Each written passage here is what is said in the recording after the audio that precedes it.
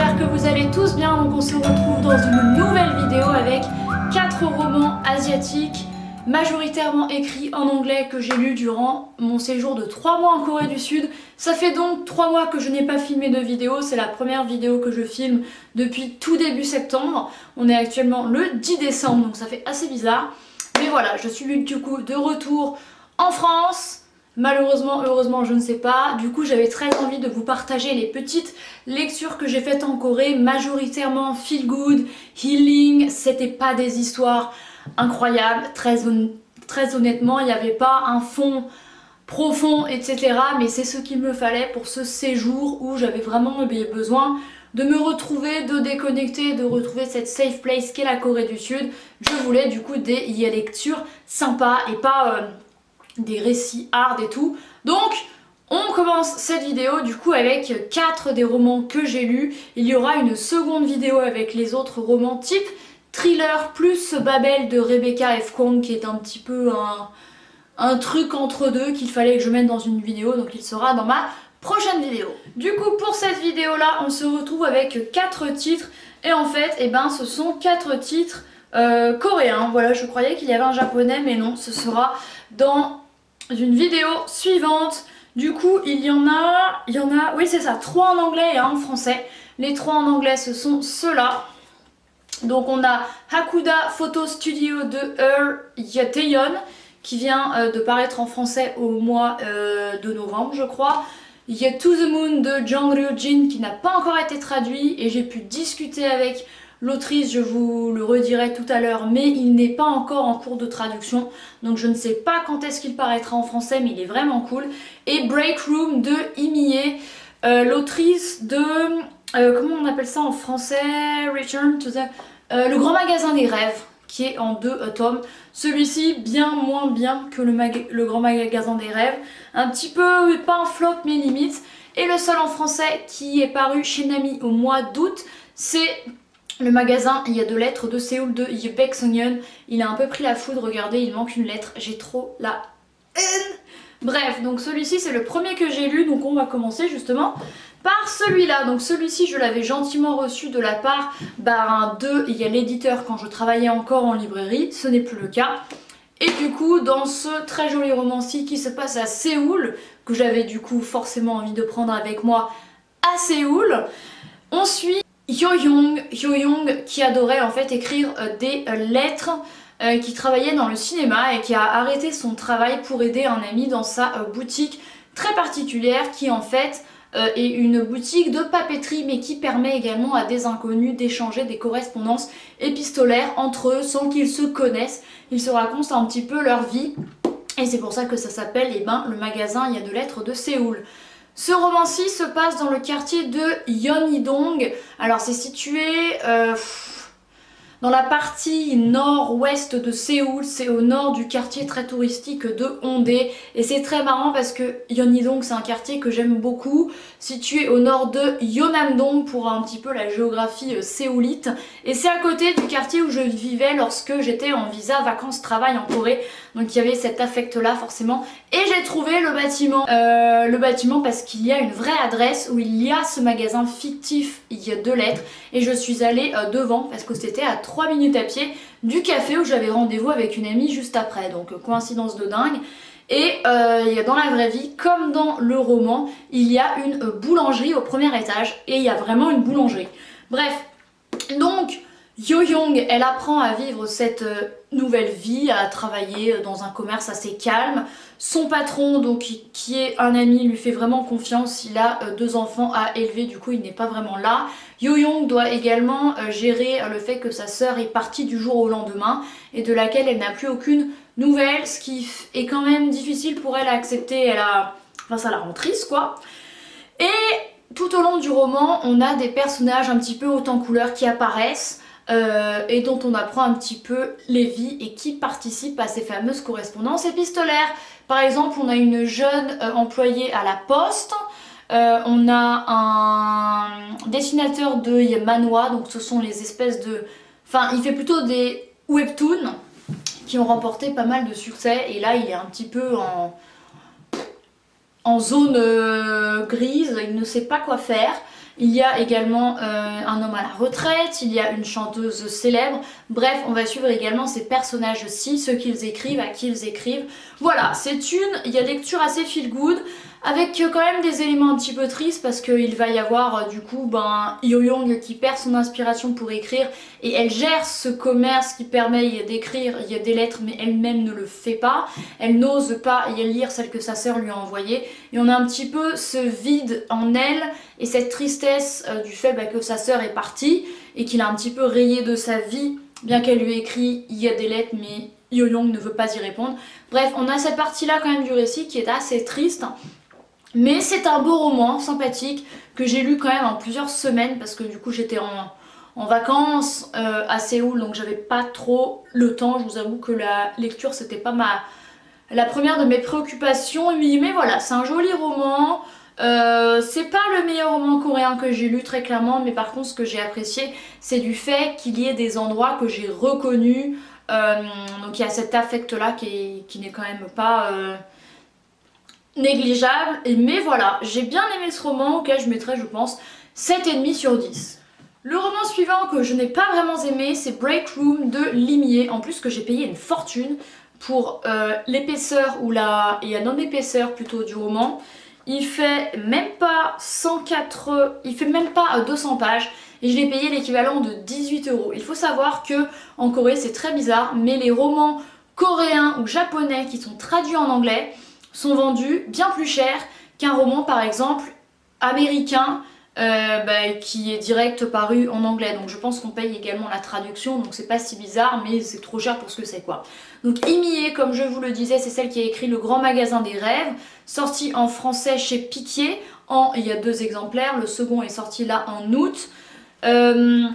Et du coup j'avais des hautes attentes quand même parce que j'avais beaucoup aimé le premier, je n'ai pas encore lu le second et je me suis dit ça va être sympa. Alors on suit 8 personnages principaux, 4 hommes et 4 femmes qui participent au programme de télé-réalité qui s'appelle Break Room. Ils ont chacun un surnom, ils ont chacun été inscrits par un ancien collègue. Ils ont des surnoms du type Tumblr, Coffee Mix ou Monologue. Là j'ai repris mes notes parce que clairement je ne me souvenais plus.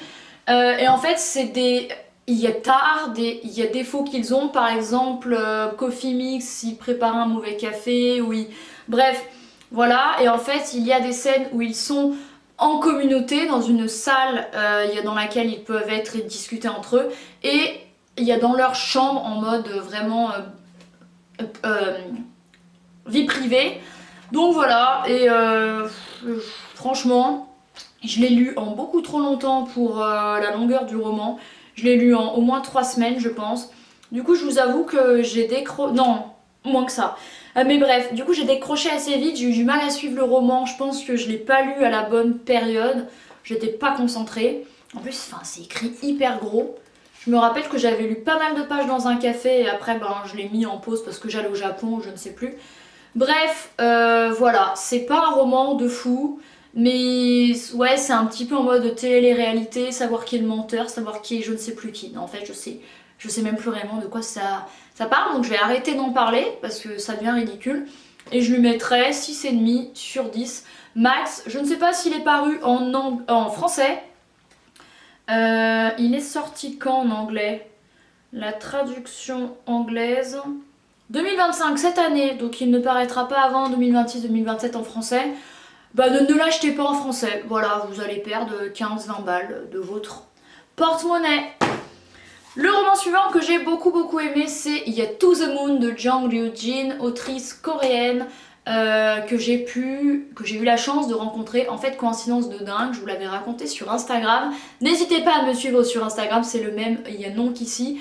Mais en fait, quand j'avais commencé à lire ce roman, 4-5 jours après, j'ai vu une publicité sur Instagram qui disait qu'il y avait une espèce de book talk, donc une rencontre, lecture, avec Jang Ryujin elle-même, donc il y a l'autrice du roman, et Sean Lin Halbert, le traducteur du coréen vers l'anglais, parce que celui-ci est sorti cette année, récemment, en anglais. Il est sorti en 2021 en coréen et traduit du coup 3-4 ans après en anglais.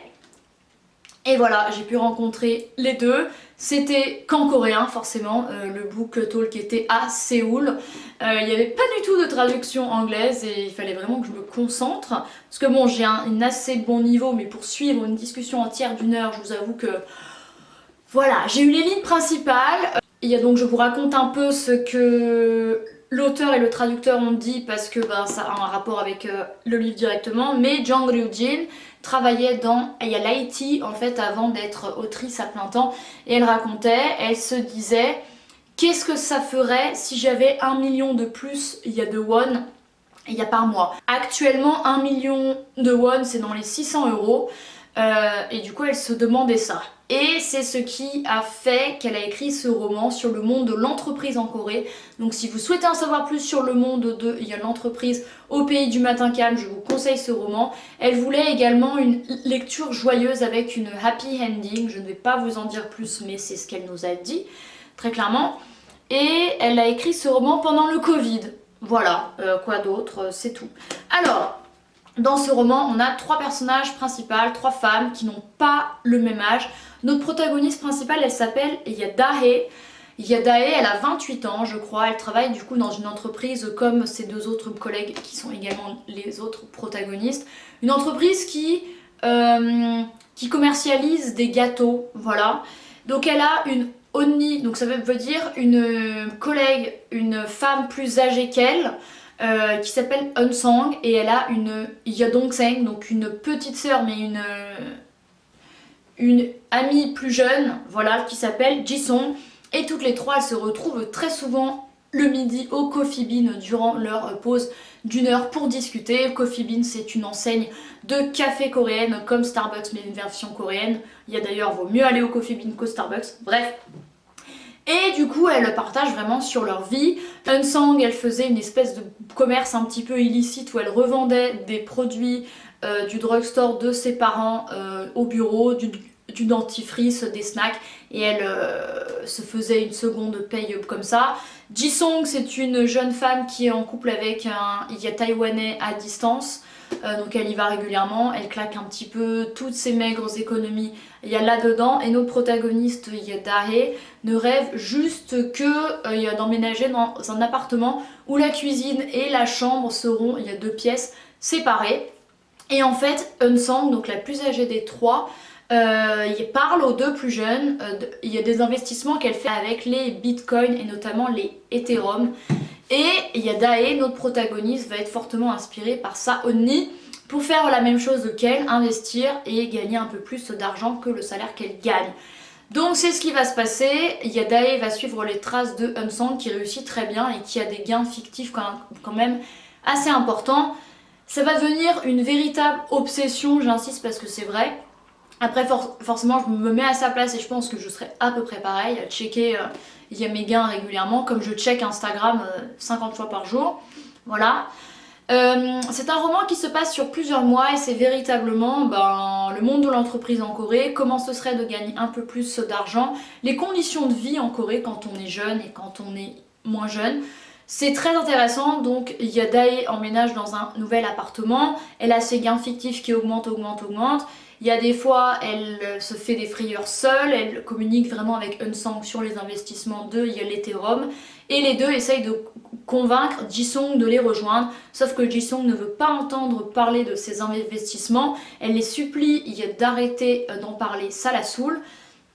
Et on verra ce qu'il se passe. Voilà. Donc, c'est vraiment un roman hyper sympa, très intéressant sur la vie en Corée. Donc si vous souhaitez en savoir plus sur la vie en Corée, l'histoire de 3 collègues qui sont devenus amis, je vous conseille ce roman qui a été adapté en un drama, il y a d'ailleurs qu'il faut que je regarde, et c'est d'ailleurs pour ça qu'il y a eu le book talk, c'est également à la sortie du drama adapté du roman.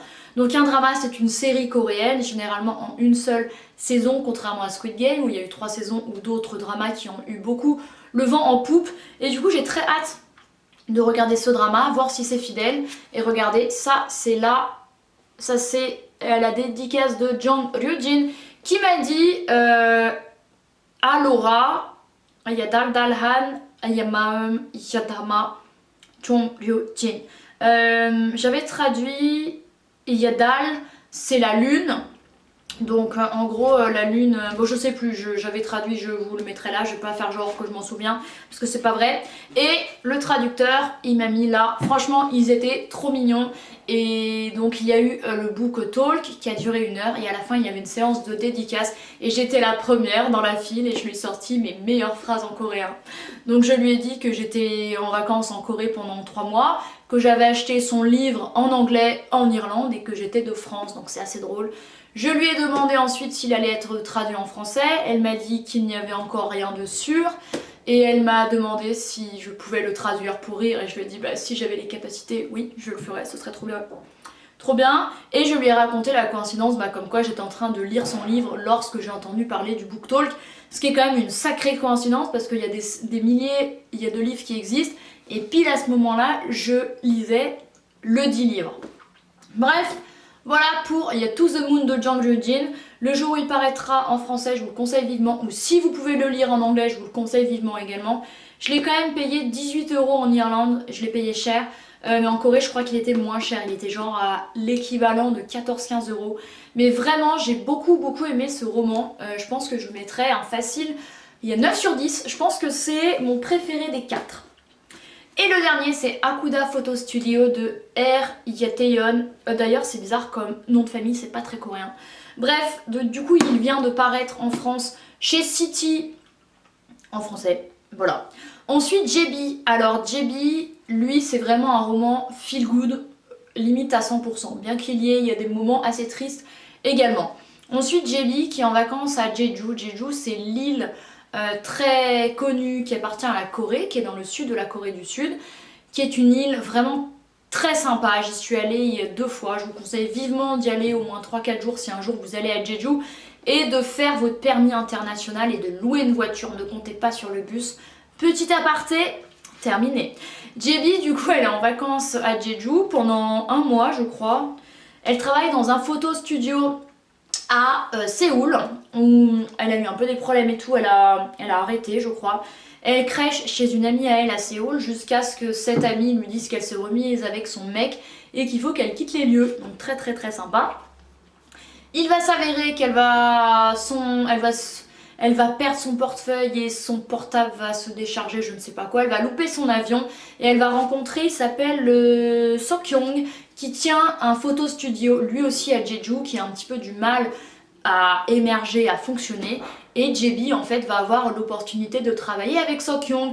Donc c'est le récit de JB et de sa nouvelle vie sur l'île de Jeju, ça m'a fortement donné envie, bien que ce soit une île, donc forcément il y a des choses que vous ne pourrez pas faire, que vous pouvez faire à Séoul et que vous ne pouvez pas faire, mais personnellement rester à Jeju pendant 1 mois ou 2 ça ne me dérangerait pas je pense. Du coup elle va habiter chez une vieille dame qui se fait appeler Yamokpo Samchon. Alors Samchon en coréen ça veut dire oncle.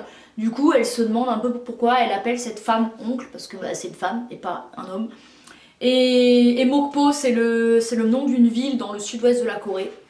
Ça j'ai pas trop compris le rapport, mais en tout cas cette femme elle l'héberge, JB va travailler avec Sokyong et on va suivre plein de clients qu'ils vont avoir au fur et à mesure du récit. Donc des clients qui veulent se faire prendre en photo, c'est un petit peu le but d'un photo studio. Et c'est très sympa parce que JB va prendre ses marques, elle va avoir de plus en plus confiance en elle, un lien assez étroit va se nouer entre Sokyong et elle-même. Elle va proposer à son patron de participer à la communication du photo studio pour faire en sorte qu'il marche plus. Il va accepter, on a des histoires hyper marrantes. On a par exemple un gang de motards de femmes qui se retrouvent et ils vont les prendre en photo, ils vont les suivre en moto pour les prendre en photo.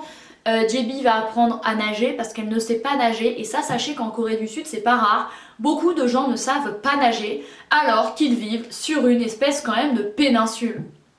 Je vous jure que ça me sidère. Bref.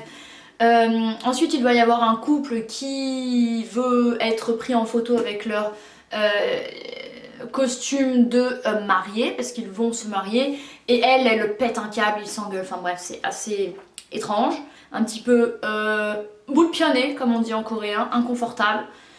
Et il va y avoir notamment, et ça c'est assez triste, un couple qui ont une fille qui est aveugle et du coup Et ils vont essayer de lui faire autant de choses que normalement, mais avec une enfant qui ne voit pas. Voilà, il va y avoir également un petit gosse, je sais plus comment il s'appelle, mais il est trop mignon. Dont la mère est une haenyeo. Alors les haenyeo en Corée, c'est très important. Elles font partie du patrimoine immatériel mondial de l'UNESCO. Ce sont des plongeuses qui plongent en apnée pour aller récupérer des crustacés et des coquillages. Il y en a de moins en moins parce que c'est un métier extrêmement dangereux où vous pouvez mourir parce que vous pouvez ne pas remonter. C'est une tradition qui se perd. Il y a d'un côté, en fait, ce qui est assez triste, c'est que les haenyeo veulent faire perdurer cet héritage qui est très important, qui est très ancré dans la culture de Jeju.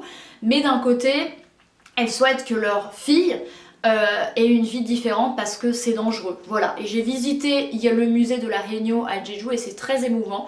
Il y avait une expo photo où des vraies haenyeo étaient prises en photo. Alors généralement elles sont assez âgées, hein. Elles sont haenyeo jusqu'à 80-85 ans, souvent c'est impressionnant.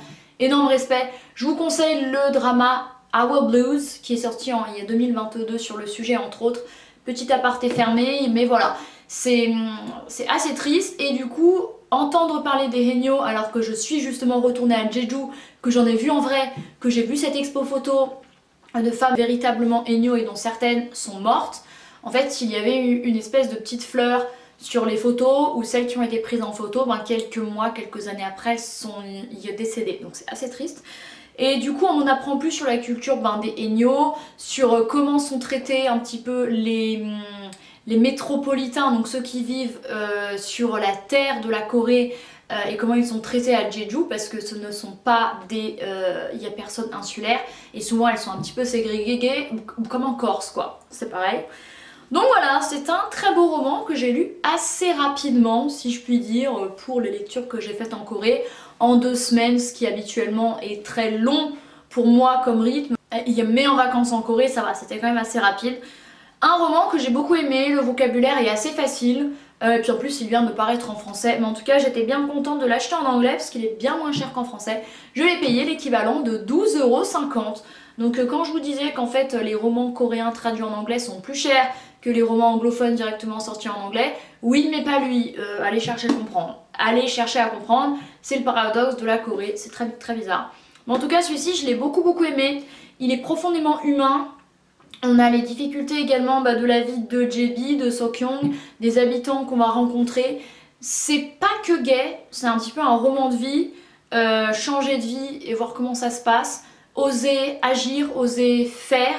Et je me suis un petit peu retrouvée dans ce roman, là quand je suis retournée en Corée 3 mois toute seule, quand j'étais partie en Corée 1 an en visa vacances travail seule. Vraiment avoir les guts, comment on dit, avoir les balls quoi, d'oser faire. Voilà, un roman auquel je mettrais un 8,5 et il y a 9 sur 10 je pense, il était vraiment très bien. Bon et bien écoutez voilà, c'en est tout pour cette vidéo de 4 romans coréens, 1 en français et 2 en anglais que j'ai lu lorsque j'étais en Corée du Sud. J'espère que cette vidéo vous a plu. L'énorme fail de cette vidéo c'est Break Room. Les 3 étaient bien. Je pense que mon préféré c'est To the Moon. Après je mettrai Hakuda Photo Studio. Après le magasin de lettres de Séoul. Et en dernier Break Room littéralement. J'espère que cette vidéo vous a plu. Je vous retrouve très bientôt avec une prochaine du coup avec les thrillers que j'ai lus en Corée plus Babel de R.F. Kuang. Merci d'avoir regardé cette vidéo et moi je vous retrouve très bientôt. Et en attendant n'hésitez pas à checker mon blog et mon Instagram. Bye.